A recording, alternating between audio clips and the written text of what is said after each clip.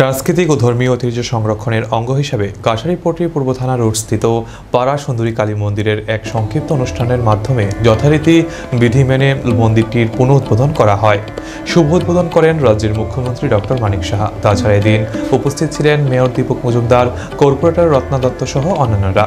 প্রসঙ্গত, মন্দিরটি রাজন্য আমলে স্থাপিত হয়েছিল।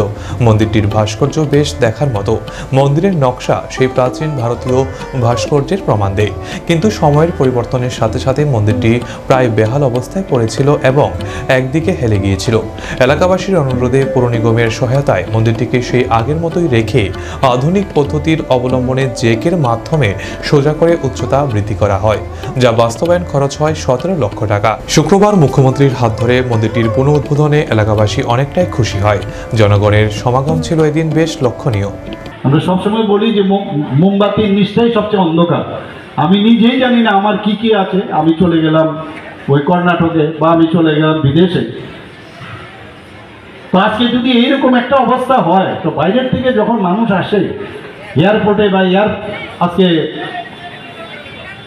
রেলওয়ের মাধ্যমে আসে, যখনই দেখবে এই ধরনের অবস্থা, সুন্দর কোত্থেকে হবে? এই সুন্দরতার জন্য বাইরের থেকে মানুষ, আমি আমার নিজেকেই সুন্দর রাখছি না, তাহলে পর্যটনের ক্ষেত্র বা আগরতলা বা ত্রিপুরাতে মানুষ আসবে কেন?